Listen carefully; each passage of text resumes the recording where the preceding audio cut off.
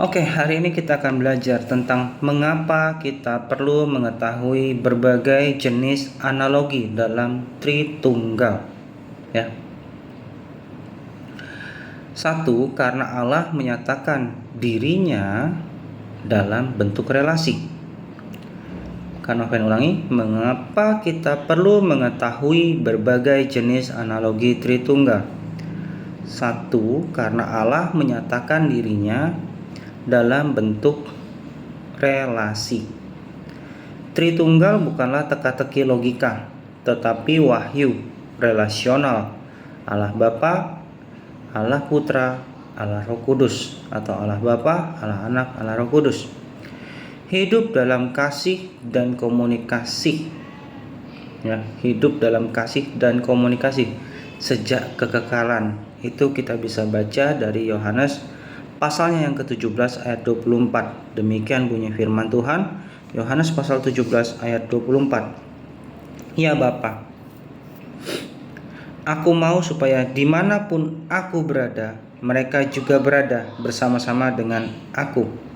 Mereka yang telah Engkau berikan kepadaku, agar mereka memandang kemuliaanku yang telah Engkau berikan kepadaku, sebab Engkau telah mengasihi aku sebelum dunia dijadikan. Ini perkataan Yesus ya. Dikutip dari Yohanes pasal yang ke-17 ayatnya yang ke-24. Analogi membuat kita itu terbantu ya. Analogi itu membantu kita sebagai manusia itu untuk masuk ke dalam cara berpikir yang relasional ya. Kita masuk dalam cara berpikir relasional Allah meskipun terbatas. Ilustrasinya seperti ini. Ketika seorang anak kecil menggunakan untuk anak kecil ini memahami tentang listrik misalnya. Nah, kita sebagai orang tua atau yang lebih senior itu bisa menggunakan analogi kipas sebagai analoginya. Angin yang tidak terlihat tapi nyata. Jadi dari kipas itu ya, kita bisa ngasih tahu bahwa oh ya, angin itu kan tidak terlihat. Dari kipas itu kan bisa mengeluarkan angin. Nah, angin itu tidak terlihat tapi nyata gitu loh. Itu sama halnya arus listrik. Mungkin dengan mata telanjang kita tidak bisa melihat ya, tapi bisa menyalakan listrik ataupun perangkat elektronik. Nah, seperti itu. Jadi demikianlah analogi itu membantu kita merasakan misteri ketritunggalannya Allah. Yang kedua, ya, mengapa kita perlu mengetahui berbagai jenis analogi Tritunggal ini? Yang kedua adalah karena bahasa manusia terbatas untuk menjelaskan Allah yang tak terbatas. Kita butuh perumpamaan dan analogi untuk menjembatani antara pengalaman manusia dengan realita ilahi. Ya, pengalaman manusia dengan realita ilahi. Itu kita bisa baca melalui Matius pasalnya yang ke-13. Matius pasalnya yang ke-13 ayatnya yang ke-34. Matius pasal 13 ayatnya yang ke-34. Demikian bunyi firman Tuhan. Semuanya itu disampaikan Yesus kepada orang banyak dalam perumpamaan, dan tanpa perumpamaan suatu pun tidak disampaikannya kepada mereka. Ya. Jadi tanpa analogi, konsep Tritunggal bisa jadi sangat kaku, impersonal, dan filosofis semata, sehingga agak susah untuk dipahami. Nah, fungsi praktisnya, analogi itu membantu untuk pengajaran, penginjilan, ataupun pembinaan iman, apalagi untuk anak remaja atau orang yang baru percaya. Ya. Yang ketiga, karena setiap analogi mengungkapkan aspek unik dari Tritunggal. Setiap analogi menyumbang satu sudut pandang meskipun tidak sempurna. Nanti akan Kak Noven bahas satu-satu kelemahan dan keunggulannya ya. Nah, ambil contoh. secara singkat ya. Analogi air, matahari, dan cinta misalnya, untuk memahami Tritunggal. Air itu bicara apa? Transformasi dan keberagaman esensial. Matahari, sumber penyinaran dan daya hidup. Cinta, dinamika, kasih, dan relasi. Nah, mengetahui banyak analogi memperluas horizon atau cara pandang teologis kita, ya. Otomatis itu juga mempengaruhi rohani kita, ya, agar tidak seperti modalisme, triteisme, subordinasianisme, atau juga bisa fundamentalis gitu, ya. Nah, apa fungsi manfaat analogi Tritunggal bagi keimanan kita sebagai orang Kristiani? 1. Fungsinya edukasi teologis. Maksudnya apa sih? Mendidik umat atau jemaat agar tidak salah dalam paham Tritunggal. Contoh, menghindari heresi seperti Sabellianisme, yaitu satu pribadi dalam 3 mode misalnya, ya. Itu jadi banyak heresi juga di dalam kekristenan yang harus kita waspadai dan kita uji sebenarnya satu persatu. Kedua, penginjilan kontekstual. Maksudnya apa sih penginjilan kontekstual? Menjelaskan konsep Tritunggal kepada orang non-Kristiani, ya, dengan bahasa yang dapat dicerna. Misalnya gunakan analogi cinta dalam berdialog dengan Muslim, atau menggunakan analogi kasih gitu ya, lebih enak nyebutnya kasih daripada cinta ya. Kalau bagi Kak Noven sendiri ya. 3. Spiritualitas relasional. Mengapa spiritualitas relasional? Itu mendorong umat memahami bahwa Allah bukan Allah yang soliter, tapi Allah yang penuh kasih. Contohnya itu Allah adalah relasi kasih sejak kekal. Kita diciptakan relasi itu. Contohnya juga bisa kita lihat dalam kasus ketika pertama kali Adam dan Hawa jatuh dalam dosa. Manusia yang sudah berdosa, Allah itu sudah tahu. Cuman Allah masih berkata, di mana engkau? Jadi kalau ada orang berpikir bahwa orang berdosa tidak bisa ketemu Allah, itu tidak sepenuhnya benar, ya. Kenapa? Ketika ada orang yang berdosa, ketika Allah mau menemui mereka, mengasihi mereka, Allah sudah tahu Adam dan Hawa jatuh dalam dosa, tapi yang dia inginin adalah apa? Yang dia ingin adalah Adam waktu itu mengaku dia jatuh dalam dosa dan tidak melempar kesalahan. Ya, tidak melempar kesalahan, mengakui aja. Itu more than enough untuk sebuah contoh pemulihan. Dan di mana yang menerima pengakuan itu pun harus punya sifat keterbukaan dan mengekang diri dari luapan emosi yang tak terkendali. Itu pun ada sebab akibat ya, kalau diperhatiinnya dalam kehidupan sehari-hari ya. Yang keempat, perenungan iman. Itu memperdalam kontemplasi akan misteri Allah, ya. Misteri Allah itu Tritunggal sebagai pusat iman Kristiani kita, ya. Contohnya itu apa? Iman bukan hanya percaya kepada Allah, tapi ikut serta dalam kasih Tritunggal. Karena apa? Kalau Allah Maha Pengasih, kalau Allah cuma diciptakan tunggal satu nih, ya, bukan ekhat, ya, tapi sendirian gitu. Tunggal didefinisikan sebagai yang lebih sempit, misalnya sendirian. Kalau Allah Maha Kasih, lantas siapa yang dikasihi waktu kesendiriannya? Nggak mungkin dong Allah kita itu Allah yang narsis, ya. Itu harus hati-hati dan waspada dengan konsep yang bisa terjebak pada kesalahan pola pikir, ya. Bisa terjebak pada kesesatan berlogika. Yang kelima, pembentukan karakter Kristiani, ya. Yang kelima, pembentukan karakter Kristiani, ya.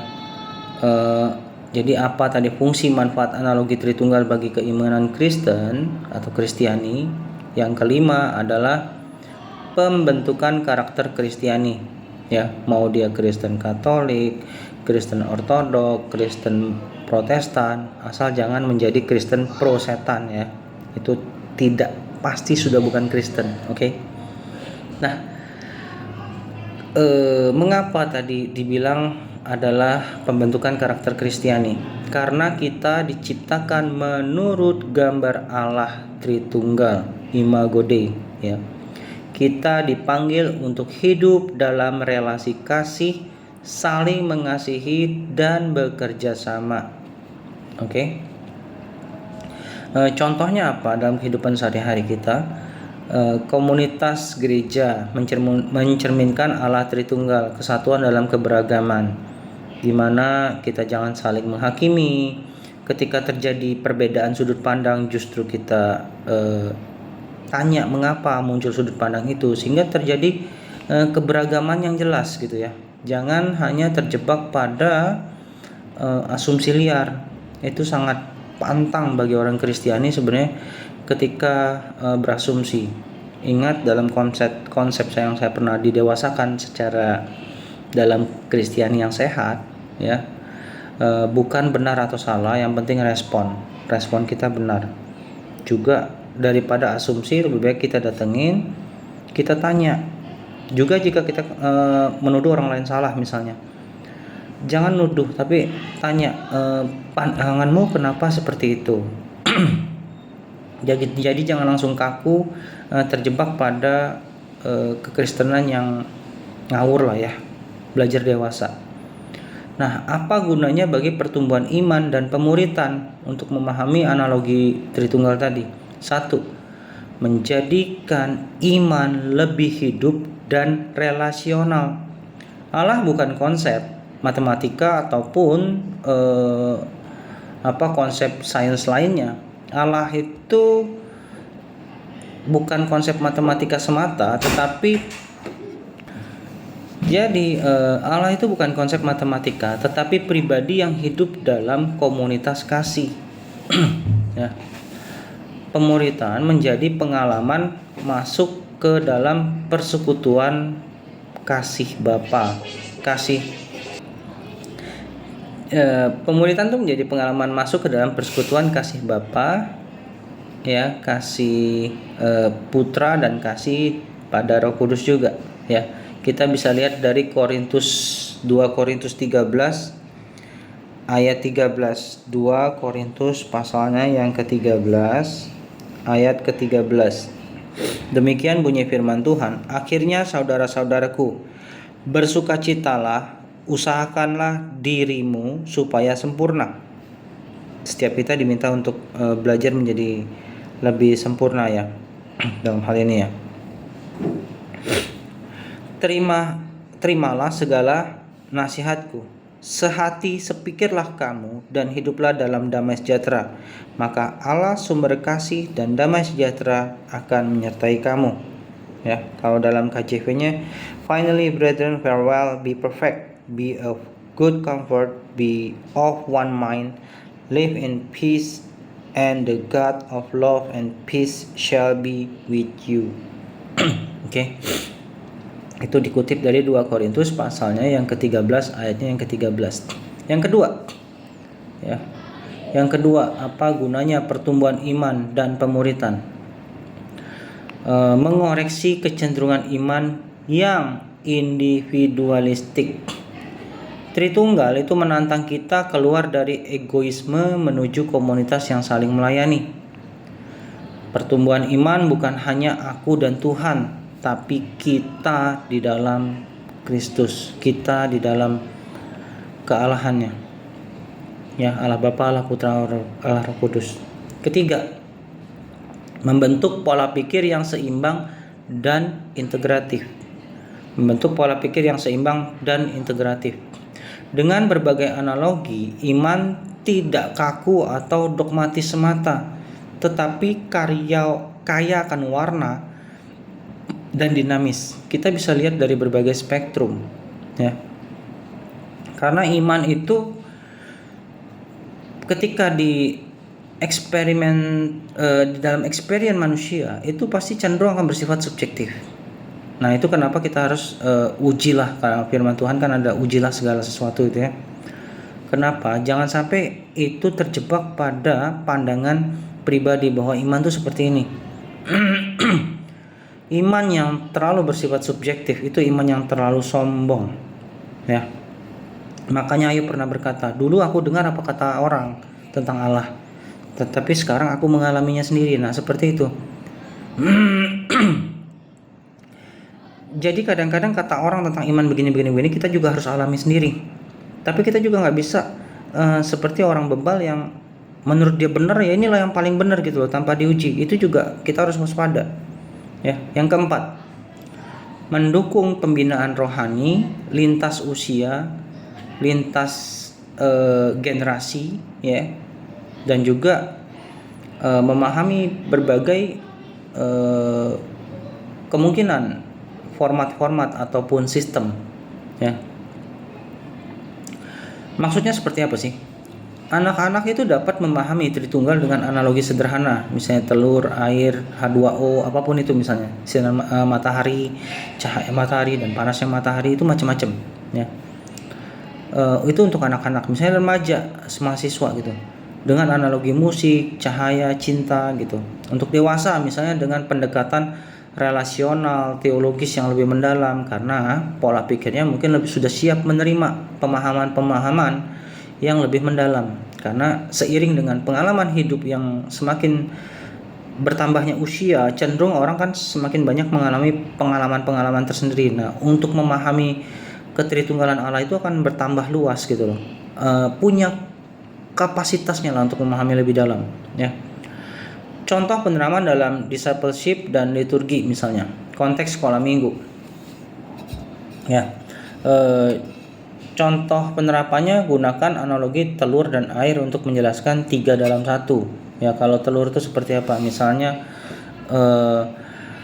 dalam telur itu ada kuning telur, ada putih telur, ada cangkangnya.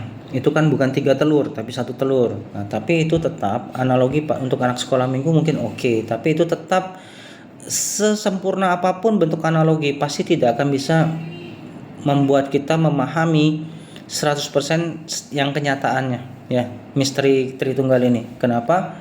Yang namanya analogi kan tidak mungkin sempurna, karena analogi itu adalah pendekatan. Yang namanya pendekatan tidak mungkin sama dengan original. Kita harus paham itu. Kedua, ya, konteksnya kalau untuk kelas katekisasi, ya, bedah kekuatan dan kelemahan masing-masing analogi Tritunggal yang nanti akan Kak Noven bahas, ya. Nah, ketiga, untuk renungan pribadi misalnya, itu merenungkan cinta sebagai analogi Tritunggal. Apakah relasiku mencerminkan kasih yang daripada Allah Bapa, Allah Putra, Allah Roh Kudus ini? Oke. Berikutnya, lalu khotbah untuk misalnya untuk sebagai analogi itu untuk kebutuhan mimbar, ya, atau khotbah dalam momen-momen tertentu, misalnya untuk menjelaskan Tritunggal ini sesuai dengan topik, ya. Bandingkan 3 analogi utama dan arahkan umat ataupun jemaat kepada misteri kasih yang sempurna, ya, esensi untuk apa Yesus atau Allah Putra menjadi manusia gitu loh. Untuk apa firman-Nya menjadi manusia gitu. Nah, itu kita harus arahkan kepada pemahaman akan esensinya. Nah, yang terakhir itu untuk pemuritan dan komunitas, ya, pemuritan komunitas. Jadi bahas bagaimana kita mencerminkan kesatuan dalam keberagaman seperti Tritunggal, di mana ada keberagaman tetapi bersatu gitu. Nah, untuk sesi penutupnya, mengapa ini semua penting? Ya, ada sebuah statement yang bagus. Pemahaman tentang Allah menentukan cara kita beriman, berharap, dan mengasihi. Kak Noven ulangin. Sebuah statement yang bagus sekali, ya, yang pernah Kak Noven dapatkan atau pahami gitu, ya. Lupa ini dari mendengar ataupun dari refleksi pribadi, ya, sebenarnya.